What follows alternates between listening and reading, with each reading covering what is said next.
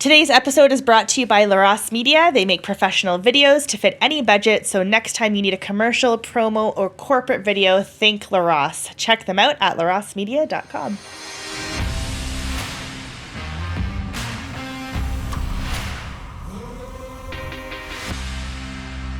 Hello and welcome to the Stinking Albatross Podcast. My name is Alissa Galobe, and I'm here once again with my partner in crime, Scott Hayward. How's it going, Scott? Good, Alissa. How you doing this week? Pretty good. Any big news or anything big happened in your life lately, or just the usual? Well, Toronto almost got swept in the series, so they got one game in there, and they took it to overtime that last game. But besides that, I guess the birth of my son that happened. We're recording this, so it would be 9 days ago. Which is fantastic. So this weird thing. So he was due May 5th, which is my wife's birthday, and our daughter's was due September 5th. She was late and came on September 9th. He was late and he came on May 9th. So there seems to be a trend, a pattern that's developing that seems to be pretty predictable between them. So baby boy, Michael Roman Hristoslav. So as you go throughout his name, it gets more and more Slavic, and of course his last name Hayward. And he's born at what was he? He was 7 pounds 11 ounces, and he's doing well. He's adjusting pretty good. Our daughter is adjusting pretty good too, for the most part. Loves spending time with him. She thinks whenever he farts or has a giant crap in his pants or kicks her when she's also trying to breastfeed, he'll kick her in the face. She just thinks it's hilarious. So my daughter's very, very rough and tumble. She would much rather spend an hour on the bed just roughhousing instead of sitting down and playing, with dolls or something like that. Well, she's built like a sumo wrestler, so that makes sense. when she started walking, which had been shortly after Christmas, she lost weight, and Oriana and I were kind of disappointed because we liked her pudginess. But lately she's been putting on the pounds again. Her shirts can't fit. She's definitely got a tummy, more of a tummy than I have. So that's not good. But hers is actually healthy. So she's doing well. Everyone's doing well. Congratulations. That's Thank amazing. Yeah, we had the baptism yesterday as well. So everything is done and just enjoying paternity leave. Awesome. Well, my son, Noah, turned 1 on the weekend, so that was exciting. We had a little bit of a party, and then right after, the smoke came into Alberta. It was suffocating. We had to close all the windows, couldn't go outside. The orange wave. Yeah, it was truly horrible. And my mom's here visiting from Ontario, so not only has she had to deal with the absolutely brutal air conditions of Alberta, but just last night, I guess this morning at 3 a.m, she got notified that her flight home was canceled due to the WestJet. Strike. Yeah, the WestJet strike. So we had to rebook her on Air Canada for an $800 flight, which is totally nuts and disappointing. And she basically said she's never coming back again. Oh, okay. So wins all around. Exactly. All you needed was some wildfires and a strike. Yeah, exactly. Well, did you have a good time with your mom? It was great. So she would have been out for Mother's Day as well. Yeah. We had Chinese food for Mother's Day. We love this place in Calgary called Ginger Beef. It's my husband's favorite, and it's my mom's favorite. She always needs it when she comes out here. So it's been good. But today actually was a lot better with the wildfires.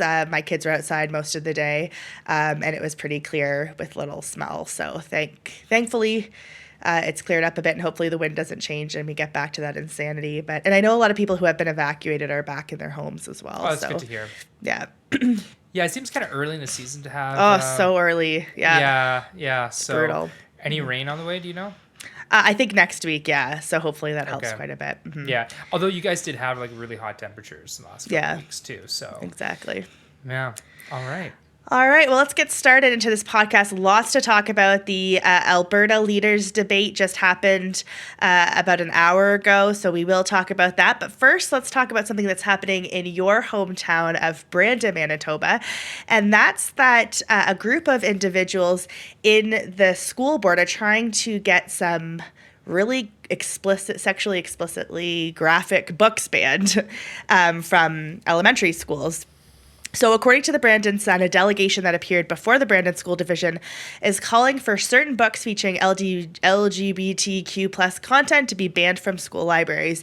A grandmother of children in the division linked to the discussion of books with transgender themes to the sexual grooming of youth and pedophilia.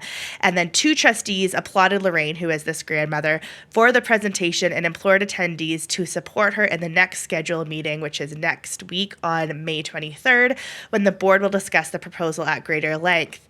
One of the most poignant points I think she made was she said that 80% of children experience gender dysphoria. She said that 80% of children experiencing gender dysphoria grow out of it by late adolescence, and that since human brains don't finish maturing until a person's mid-20s, material discussing gender identity should be removed so children aren't convinced to make permanent changes to their body. And then I guess the most insulting part of that article was the very end when they just had to find somebody. So they found a criminal defense lawyer in Brandon, Manitoba, who said, "I wonder what her response would be if I suggested that antiquated books teaching about mystical beings in the sky who demand sacrifice and set out laws about who can marry who and what kind of fabrics can be blended together aren't appropriate for children either. If you don't get the reference, I'm talking about the Bible." Who was the criminal defense I don't lawyer? have the name because I couldn't be bothered. Sure, I should get it though, so like nobody uses him. But he said, "I guarantee you the response would be, well, that's not the same thing." No, it's not the same. I don't require anything from sacred scripture that asks you to mutilate your genitals forever and always. I looked at some of the books there was another article with CBC. I looked in depthly into some of the books. Some of the books were just like talking about how a baby is made, whatever, like probably too young for certain age groups. But the one extremely questionable, well, not Sex questionable. Is a weird word? No, It's Perfectly Normal by Robbie Harris. Did you look into this one? I looked into the other one. So let's exchange. Okay. Perfect. Let's exchange awfulness. You go first. Okay, so Ladies this book, first, unless I identify as one, in which case I'm first. This is an infamous book. It's been banned in different parts of the U.S., and it's been discussed in Canada. I'm not sure if it's been banned anywhere here. But on the cover of the book, it says for ages 10 and up. And then there's different sections of the book. But right away, like within a couple pages of going into this book, there are naked cartoon characters of the same sex and of opposite sex. So it basically has 3 pictures of cartoon couples in different sexual positions, and the top one is a heterosexual couple, the middle one is a lesbian couple, and the bottom one is a homosexual couple, and they're all in different sexual positions, completely naked. They describe in detail what happens during sex, like penis goes into a vagina stretches in a way that fits the penis, sexual part of 2 people. And the weird thing about this book is after every kind of explanation, it always says, this kind of touching can make a body feel sexy, or this is sexy. And they always use the word sexy, which is just insanely creepy after everything. They do teach children how to masturbate. It says babies, kids, teenagers, grown-ups, and elderly all masturbate. Many start before puberty. And then it describes in detail how that's done. And then in part 5 called Decisions, they do actually discuss abortion. So they call it a woman's right. Sometimes parents do not have enough money or time to take good care of a baby, or they already have children and cannot afford another child. So they give logical reasons as to why people have abortions. And because of this book, the author actually received Planned Parenthood's Mary Lee Tatum Sex Education Award in 2014. Yeah, this is the type of book that they're trying to get banned, or not even banned, but just taken out of the schools. It's insane that they would even be in the schools in the first place. And it just goes to show you what people sneak in there without parents' knowledge. Because I can guarantee you, left, right, conservative, liberal, NDP, the majority, like 99.99999% of parents who saw this book would never in a million years want their 10-year-old to read it. Like never. I don't care where you stand on the political spectrum. Yeah, it's and there was another book they had in there that they were asked to be removed. I think it's called "Sex is a Funny Word" or "Sex is a Weird Word," something like that. Similar type of thing, like cartoons, obviously designed for children, kind of between the ages, I would say, of 7, 8, all the way up to maybe 10ish, 11, and yeah, cartoons on. Somewhat innocuous things, but probably the most egregious thing is that it has a cartoon of a woman. I think a woman. I don't know. Maybe I'm misgendering this cartoon. Masturbating, I think, in the bathtub or something like that. Like if I just like saw that on one of my devices that has Covenant eyes for like more than like 10 seconds, it would lose its mind, and rightfully so. And then this is in public school library. So here's the thing, like I love my hometown of Brandon. I can't wait to move back. That's where my family's from.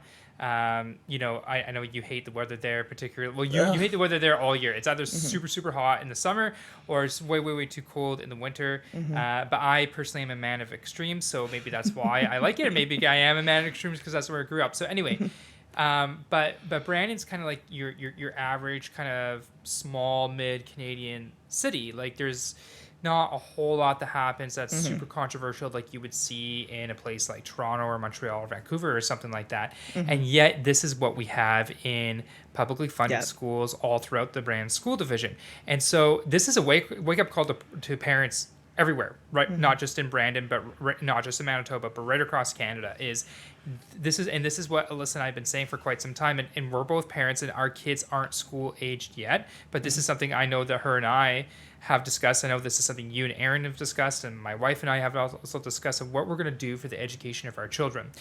So putting aside like all like the leftist Marxism stuff that's coming through the school divisions anyway, and obviously like for the Brand School Division, like I am not aware that it is as woke as a lot of other school divisions, let's say here in Ontario. However, this is still exists, and so it's really good to kind of, and actually my in-laws were over the other or last night for. We had a bit of a supper after the baptism of our son, and I was kind of asking them that question, like, given everything that's happening, especially in Ontario with publicly funded Catholic schools, you know, would you consider, you know, what will you've done with your kids? They had 5 kids. I have, my wife has 4 siblings, 4 brothers and sisters-in-law. Like, what would you have done? Would you had them in a system, or you had done something different? And they actually had to kind of sit and think about it. Which I'm kind of I was a little bit surprised at, because you're Ukrainian Greek Catholic, and even though they're part of the publicly funded Catholic school system, it's a little bit protected still because of the culture, but it's still starting to slowly permeate in. And so parents have to be very well aware of like this is the future. So either you need to do one of 2 things or both things. You either need to take your kids out of the system, right? And whether that's homeschooling or you're paying for a private school or homeschooling or co-op of some sort, and that's easier said than done, and I understand that. And or number 2, you got to rise up and push back. And this is what's happening, and this is what we've been seeing happening in the United States, and this is now what we're starting to see happen across Canada. There was a Parents' Voice British Columbia group that actually got together a few months before the last municipal election in the autumn of 2022 last year that started to run candidates, and some of them actually did get elected to school boards. So, you know, that only existed for 4 months prior to those school board elections. You know, they have another 4 years to the next set of elections. I can't imagine the kind of success they're going to have, especially with all these stories popping up. So it's great to see, and this is very grassroots. From my understanding, this is not an organization, right? This is not like a RightNow equivalent organization on this issue, although that'd be tremendously exciting and interesting to see something like that. These are just regular parents, grandparents. They're taking an interest in the holistic education of their children in a publicly funded system, and rightfully bringing up questions to the trustees and saying like, hey, we need you to do something. And I really hope that they follow through and maybe have a petition drive and keep people's contact information, because this is the accountability these types of votes that these trustees have that parents and the electorate in general should have at next election time. Did you vote in favor of this motion to remove these books, yes or no? And if you didn't vote in favor, then you have to find someone to run against them and make sure that you actually actively campaign against them in the next municipal election. I was actually pleasantly surprised that there were 2 school board trustees, because again, this isn't like a Catholic system, this is the public system, but That's 2 school board trustees were very encouraging that this motion was taking place, that this was being put forward, and encouraged people to come and support. So We'll definitely keep an eye on this on May 23rd and keep you updated. And if you live in Brandon, Manitoba, go to the school board meeting and support Lorraine and the other delegates that are trying to protect children from basically sexual grooming from these books. So my understanding real quick is, and thank you for putting that plug in there, Alissa. As someone from Brandon, I really appreciate you doing that. For people who are interested in going, you're more than welcome to attend. They actually moved the school board meeting from the school board offices to my high school alma mater, Vincent Massey, because they're doing it in the gymnasium. Because from my understanding, they have over 200 people already registered to make presentations. Oh my. So you can't register anymore to make a presentation, but anyone who is a member of the public is welcome to come. Obviously, so as long as you behave in a respectful manner, you can make your voice heard or whatever before and after being part of the discussion, but make sure you're respectful about it. So that's great to see that there's this massive pushback, and I imagine it'll go back and forth, right? I wouldn't be surprised at this coming meeting because there is an organization called Brandon Pride that has a database or whatever that is pushing back. So I wouldn't be surprised at this meeting if you have more people on the pro child mutilation side that are going to be speaking out in favor of keeping these books and maybe expanding it.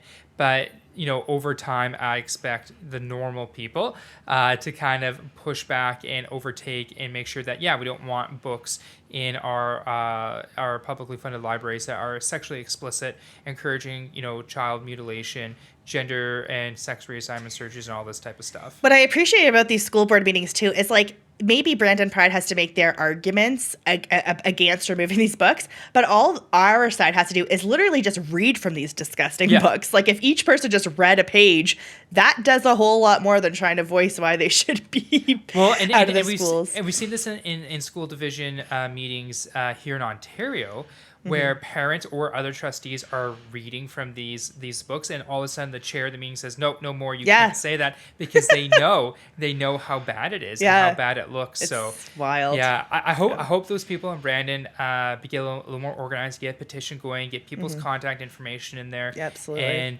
get ready for the next election, because it's definitely worth the fight. And I hope people across Canada, whether your kids are in the public system or not, take up this fight as well. Yeah, absolutely.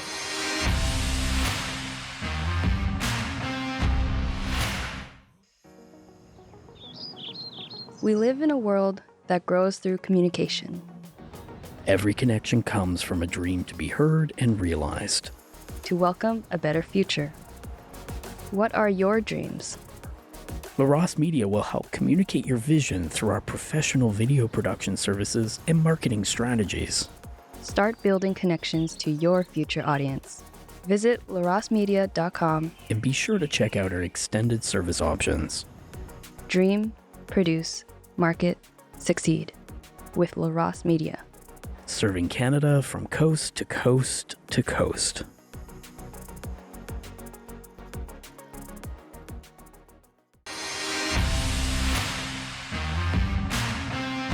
All right, well, last week there was a debate on Bill C-311, which is the Violence Against Women Act. We did discuss this on the last podcast. It's a private member's bill introduced by MP Kathy Wagenthal. And there was the first hour of debate, and every single Liberal MP who used this debate opportunity to talk about how pro-abortion they are got violently ratioed on Twitter, and it was amazing to see. Some of the highlights would be Liberal MP Marco Mendicino wrote, "Conservative politicians are constantly finding new ways to threaten a woman's right to choose. Our government will always stand up for women's reproductive rights." 172 likes, 735 responses. Some of the best responses included, "So you're against protecting the lives of vulnerable women? Noted." To which another person responded, "He would be against it if he could define what a woman is." That's pretty good. Was that you? No, I did not quote myself in any of these responses. I'm very proud of myself on that. Pam restraint? Damoff. Yes, exactly. Pam Damoff. The CPC are once again trying to use a backdoor to reopen the abortion debate in an attempt to limit women's access to reproductive and sexual health care. Let's be clear. Our government will always defend a woman's right to choose. The CPC won't. Ratioed again. One responder, Liberals. "We demand more violence against women," unquote. David Lametti, "The Conservatives are promoting a bill that will not only make pregnant women less safe, but it's actually attempting to restrict the right to choose. Having an abortion is legal in this country, protected by the charter. Shameful that the Conservatives would think otherwise. 392 likes, 797 responses, another hard ratio, which is good because that one is just full of misinformation. Like, somebody contact Elon Musk It's not going right to pass. away. It's not going to pass Trudeau's C11. Yeah, exactly. It's gotta be deleted. And then somebody responded, where is this mentioned in the bill? I don't see how this makes pregnant women less safe or restricts abortion. But that said, you've had 8 years to codify abortion rights in law, but have done nothing. Why? You'd be down in the polls and you'd be down on your favorite issue, which I thought was a good response. That's actually insightful. Yeah. Okay. So that one definitely wasn't yours. No, that was not mine, unfortunately. I'm not that like smart or creative. That's not true. You're pretty vicious on Twitter. It's a lot of fun.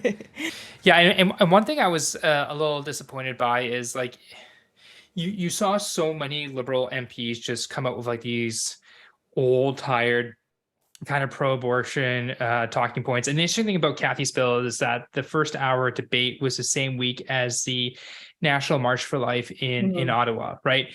And like, okay, so I'm not here to denigrate other, pro-life organizations, but personally for me, like, I think that the National March for Life in Ottawa is wanting and has been for years, even before the COVID-19 restrictions, right? I think it's a little too religious. And I say that as someone who has had both his children baptized literally 8 days after they were born, as per tradition. The speakers, like in terms of like actual physical speakers, so you can hear the sound, have always been very, very awful. That's what a lot of my pro-life staffer friends are telling me again this year. So like, I'm not a huge fan of the National March for Life in Ottawa, the way that it's done. That being said, it's like literally the one and only public display of our issue on Parliament Hill every year. So if you're a pro-life member of Parliament and you have a little bit of time, 15, 20 minutes to, scurry out of the House of Commons in between committees or whatever, to go and be at the march and to take a couple pictures and talk to some people, I think personally it's incumbent upon you to do so. We saw all of these Liberal members of Parliament trot out during that week with Kathy's bill and the March for Life about how pro-abortion they are. And frankly, I didn't see basically any Conservative MP who's pro-life support Kathy's bill, tweet about Kathy's bill, retweet about Kathy's bill, at least at the point of Kathy's bill, which was on like May 9th or something like that. I think it was it was the day of my son's birthday. Yeah. So I was a little bit busy that day, but in the morning, before he was born in the afternoon, I didn't really see anything coming through Twitter. I didn't see anything the day before. I will say that there were a few MPs that did tweet about it the week before, one of them being Leslyn Lewis, but it can't always be Leslyn doing this stuff. So that was a really big disappointment. And it looked like there were more pro-abortion Liberal members of Parliament at the National March for Life than there were pro-life Conservative members of Parliament. Obviously, the pro-abortion Liberal MPs are there for the counter-protest, but they were there. And it's more, so I like to see more pushback, more oomph, especially like, Alissa, like you look at all those Liberal members of Parliament on Twitter saying, how pro-abortion they are, whether it be about the march or about Kathy's bill, and how, incredibly ratioed basically every single one of them was. Like, so it's not like these pro-life Conservative MPs would be, out of the Canadian mainstream, but I don't know if it's like a Pierre Poilievre effect or a Jenny Byrne effect or what the deal is, but it's super disappointing to see. I know, like, one other thing I'll say about this is that there are a few pro-life Conservative MPs that we've been trying to work with going into this coming convention, and for which we're very grateful for. And they have some, frankly, smart, intelligent ideas that would make it easier for pro-lifers to participate within the Conservative Party of Canada through different constitutional proposals, amendments that they have proposed for the convention. Now, we had sent out both an e-blast and a text blast, which cost us quite a bit of money for the text blast, for a wonderful text and email that you had put together that had all the information there that said like, hey, what happened to Garrett Van Dorlen in Oxford? The way that you reverse that is by getting others elected to National Council. The only way you do that is become a delegate to go to convention.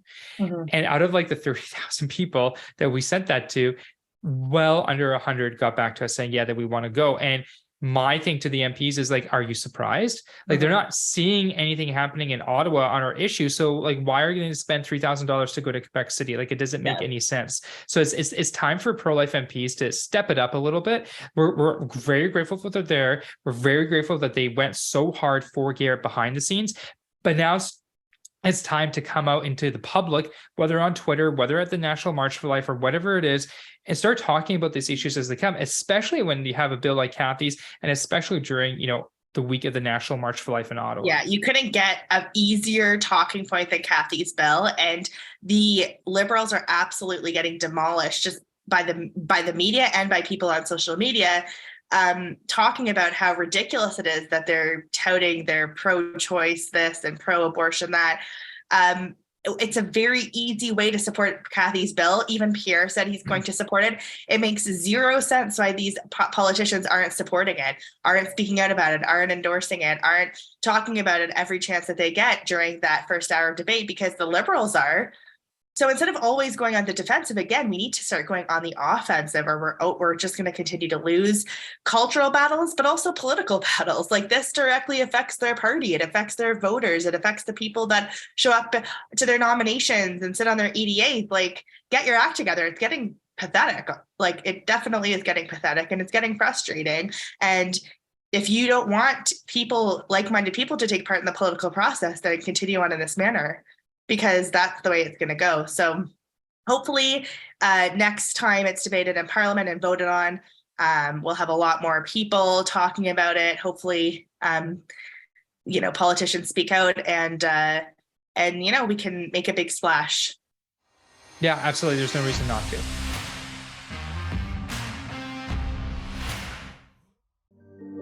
Nature communicates with us in a universal language. The sunrise starts a new day. The sunset marks our accomplishments. The most beautiful communication is where the speaker and the listener match perfectly and understand the same message. Your future audience is waiting to hear from you. What message do you need to share? At LaRosse Media, we fashion beautiful communications through our professional video production services and marketing strategies. Create your own most beautiful message. Visit larosmedia.com and be sure to check out our extended service options. Dream, produce, market, succeed with LaRosse Media. Serving Canada from coast to coast to coast.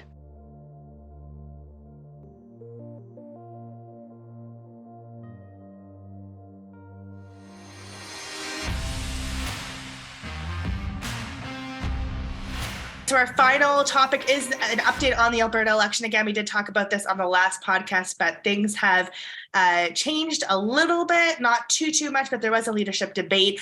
Poll out today by Angus Reid has the UCP and NDP both at 40%. We did just watch the hour of debate between Rachel Notley and Danielle Smith. I'll get your opinions on that later, but I do just want to highlight what happened today.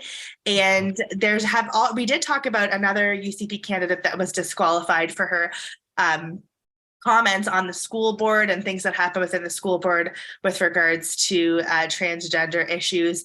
Now, there was a candidate named Jennifer Johnson. She's running in Lacombe-Panoka, who is a conservative stronghold seat in rural Alberta. And she made comments in 2021, and instead of me just reading them, just take a listen to what she said. Yeah. Enjoy. I only put a teaspoon of poop in them, but it doesn't matter because it's only a teaspoon in the whole batch. So you pick which one is good. Yeah. And they obviously put the cookie, but this is not a true story.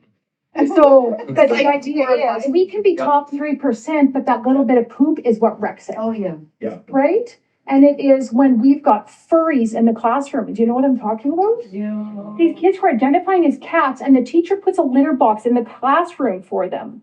And girls saying, I'm not a boy anymore when they're 7 years old. And transitioning at 14 years old and getting double mastectomies, and getting chemically sterilized when they can't even go to a liquor store and buy a beer. And yet we're allowing them to be chemically castrated and sterilized. This is more than a teaspoon of poop in the cookie batch, right? And so it doesn't matter to me. It does not matter that we're in the top 3% of the world. Who cares if they got an 89 on chemistry 30? Who cares that they're entering post-secondary if they're chemically castrated? And by the age of 18, 90% of these kids who were who were struggling with this have grown through it. They've gone over it, just like I did when I was 6 and I had 3 brothers and ripped my shirt off on the farm, and my mom said, put that back on. And at 6, I didn't look any different than my brothers. And I pouted for a little while. I was really mad at my mom. And then I realized I should probably put my shirt back on because I said, well, I don't want to be a boy, or I don't want to be a girl. I want to be a boy like my brothers. Well, you're not now. Get your shirt on and go and play. That was the end of it. And I went, okay. So I went and played, and I'm pretty glad I did. Well, so what are priorities? now we say, if it happened today, my mom would have been forced to say, oh, are you gender? Your mother didn't do that. She would be put in jail for saying, get that shirt back on and get out there and play. So from those comments, according to CTV, she compared transgender students to feces in food. This is just a mischaracterization of what she said. Like, they're deliberately trying to use her analogy to try and say that she called students poo. Like, it's ridiculous. Danielle Smith issued a statement this morning calling her comments offensive and vile, and she said that she informed Johnson that should she win her seat, which she will, as the UCP candidate, she will not sit as a member of the caucus. And then when she was asked during a UCP debate between the candidates in Brooks Medicine Hat, the riding where she's running, Danielle Smith, that is, she said that we need to 100% support those struggling with gender identity or coming to terms with their sexuality, and that we need to depoliticize this. Johnson apologized for the way she discussed these issues because, admittedly, like, it wasn't the greatest analogy, but it wasn't terrible. Like, I understood what she was saying. Of course, the media is going to mischaracterize, but she did add that she is concerned about potentially life-altering medical procedures for children. So she didn't back down in that regard. And you can clearly see what she's talking about. You can clearly see that she's talking about transgenderism in the school system. One of my friends made the analogy that if you put one drop of poison in a glass of water, the whole glass is tainted. So we may have the best school system in the country, or, you know, you may have a really good system going on, but if there's a risk your child could be pressured into, say, chemical castration, then you need to find another school, because then the entire school is tainted. That's what she was saying. She wasn't saying transgender kids are poop in the school. Like, it's just ridiculous to even mention that. And the worst thing about it is that conservatives on Twitter were also repeating these NDP media talking points. Like, I just don't ever understand. Lies. They were use their frickin' talk. Like, again, use your brain, go on the offensive. This is a winnable issue. Danielle Smith, this issue is politicized. You hang a flag up at the legislature. You acknowledge Transgender Day of Visibility, whatever, in the legislature and online. This is rampant in the school system. Like, of course it's political, and it's devastating. It has devastating consequences on children. So if you don't talk about it personally, then your candidates will, because people care about this. Albertans care about this. They don't want two NDP parties when it comes to these cultural issues. So, Jennifer is going to still run. She's hoping she can, get back into the UCP caucus after the election. We'll see what happens. But I know that a lot of people are reaching out to her and supporting her, which is a good thing. But I'm glad that she's not backing down and that she's not, just resigning, because from personal experience, I've helped multiple UCP candidates who were females who said perfectly reasonable things in past elections and were forced to resign behind the scenes. And it's completely idiotic. It's bad for women. It's bad for female candidates, and it's bad for the party. And I'm glad that this girl has the balls to say, no, I'm still running. I don't care if you kick me out of caucus. Yeah, there's a few interesting things, Alissa, right? So the first thing, I believe, and I could be wrong on this, so you can double check me, producer Dave can, May 12th, I believe, was the deadline to be a registered candidate with Elections Alberta. And most election authorities in Canada, have it so that about a week before the advance polls begin, they need to know, okay, who are actually the candidates going to be on the ballot?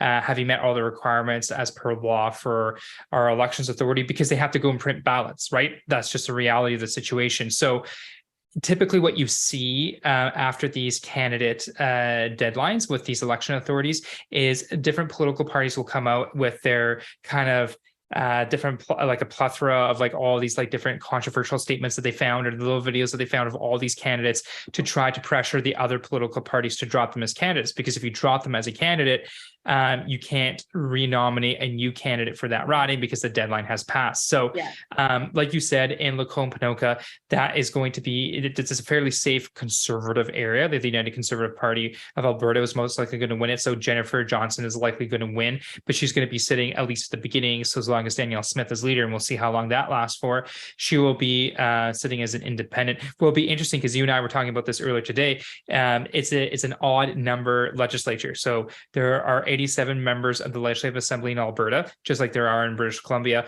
And so you could have the UCP winning 43 seats and the NDP winning 43 seats, and this one independent being Jennifer Johnson in Lacombe-Ponoka being the final seat that kind of breaks the tie. So can you imagine if her vote, that the Danielle Smith and UCP would require her vote in order to form government, right? To have a motion of confidence. What if she said, you can have my vote on everything else except that you're going to have to address this issue in my way and in the normal person way that we want to see addressed, like a Ron DeSantis type of way. That would be really, really cool to see. And that's perfectly plausible given what we've seen in the polls. The other thing that's interesting, Alissa, is that I finally got confirmation earlier today that from what I could tell online, it looks like that the Take Back Alberta organization backed Jennifer Johnson. But yet we haven't really heard anything from Take Back Alberta about their own candidate. So I don't know if they're kind of come out supporting her or not, or they're just going to stay silent. I know when our candidates like Garrett Van Dorlen, for example, are frivolously disqualified for spurious reasons, we always come out and support our candidates to the tilt. You know, if we can't do so privately, then we'll do so publicly if need be. So it'll be interesting to see if they come back out and come back up their own candidates. So yeah, it's tremendous. And I don't think Jennifer Johnson went to David Parker's wedding, but Danielle Smith did. Yeah, well, you know, who knows, right? The election isn't over, so we'll see. And David is from that area. I think that is his home riding. I think that's where he grew up, was Lacombe-Ponoka in the Red Deer area. I thought it would come up in the debate tonight. It didn't. It was interesting though. Like you watched the debate too as well, right, Alissa? Yeah. So like the debate was quick. It was maybe a little too quick. I thought personally, I don't know what you thought, but I thought both women were quite excellent. I thought they were both very good speakers. I thought they were both succinct. They both got in their points. There was a lot of facts. They did get into the issues, but they didn't really delve into the issues because it was only an hour-long debate talking about like 8 different topics with commercial breaks. So like it's still, for me, it was like it's probably one of the better like leaders debates I've seen in an election in Canada for quite some time. But at the same time, like especially like it's a great opportunity. Like you have, it's like a presidential debate in the United States, right? You have only 2 candidates on the stage. Why not have a 2-hour debate where they get to like go into these topics for like several minutes at a time? That would kind of suck, especially because you could tell both had more to say. And they had a couple jabs each or whatever. I thought Notley had more jabs than Danielle Smith. That's not to necessarily say that I thought Rachel Notley won the debate or Danielle Smith lost. I thought it was a draw personally. And I don't know if that probably helps Danielle Smith more than hurts. At the same time, I don't think like Rachel Notley necessarily hurt herself per se. But anyway, I thought it was a missed opportunity because both women are obviously intelligent enough to have a very substantive debate. I think it would have been more interesting to double it up, cut down on the number of like topics and questions, double it up and let them like get deep into it and actually introduce a little bit of spice into it. That would have been fun. Yeah. What are your thoughts about it? Like, to me, it's like they were debating in front of a room full of staffers who live and breathe and die at these issues. Like the average voter doesn't understand what the hell they're talking about, like in terms of emissions and this tax and whatever. Like all we see is like, okay, gas is expensive and food is more expensive. You know what I mean? Like it needs to be sort of like dumbed down almost. Like her, you know, it's not like their campaign managers are the ones in the audience. It's the average Albertan voter. So to that, I felt like it was so sort of like almost abstract to a certain extent. Like on one hand, they didn't dive deep into things, but on the other hand, the stuff that they did kind of talk about was very abstract. It was very I think when you have, that's a very salient point, because I think when you have such short times, like you have 45 seconds, you have 30 seconds, like when you have such severe time restrictions, I think it doesn't allow for a candidate to really break things down in a very simple way, because that takes a little bit of time, right? So they need to say certain talking points to make sure that they're building their winning, what they think is their winning coalition across Alberta. So that certain words have to be said, right? And then you're looking for those clips, right? And you need those clips, but at the same time, you're sacrificing that for, if candidates had an extra, let's say, I don't know, 180 seconds, like an extra 3 minutes or something like that. Like you can really get into things. You can get into the philosophical reasonings behind this issue or that issue or whatever, and show like the actual stark differences between the two. So I thought it was a missed opportunity, but to be perfectly honest, like every time I get these stupid texts, like, hey, are you supporting this? Or do you care about the carbon tax? I'm like, yeah, like, of course I care if the pump is 10 cents more or whatever, but people get passionate about the culture war. Like they get like, that's what I want to hear about. And if I heard about something that I was passionate about, then I would care more about the other things. But if I'm constantly hammered about the environment and about taxes, like it does not excite me. And I'd be very interested to see what kind of voter it does excite, to be perfectly honest. So there's one sense, maybe the plan is to kind of be boring, like be a Harper and ride that like boring wave all the way to victory. But in another sense, like in an election that's neck and neck, like do something to motivate your voters to actually get out and vote. Because I mean, maybe that was the case with COVID, but that's over. Nobody cares about those issues anymore. So you need something. And honestly, I live in Calgary. I live in a riding that's a swing riding, and I don't hear anything ever about UCP platforms or whatever. I'm on all the mailing lists. I read the news on a regular basis. It's just been so quiet and weird and just uneventful and so unmotivational at that. And what's interesting too is like, I sort of feel like that I'm also living in a deja vu, because as you know, in 2012, the Wild Rose under Danielle Smith, she was leading in the polls until the final week and a half of the race, when Redford started attacking her on social issues. And we see this happening now. They're attacking these different candidates, female candidates. Not as hard as I thought they would. And if I run the NDP campaign, not as hard as I think they should.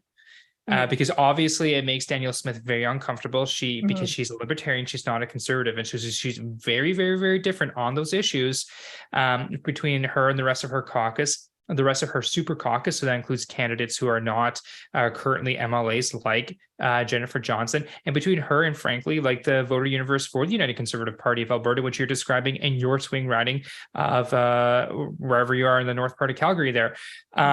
So like I found that to be interesting as well, because I thought they would push it more.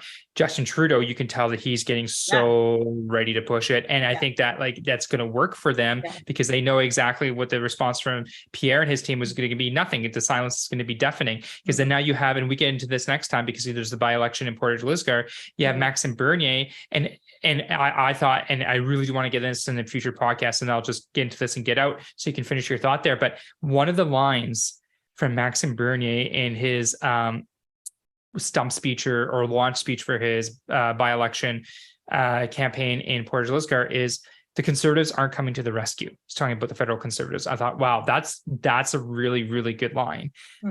So they got to be careful on this stuff. So sorry. Anyway, I just wanted to just quickly interject with that.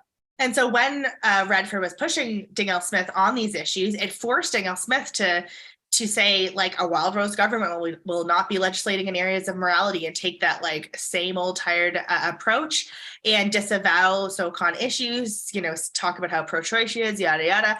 And she lost the election. And many people will say, oh, it's because of these candidates saying this, but no, she lost the election because she demoralized a significant part of her SoCon base. And, it comically crossed the floor to join the party that defeated her a few years later.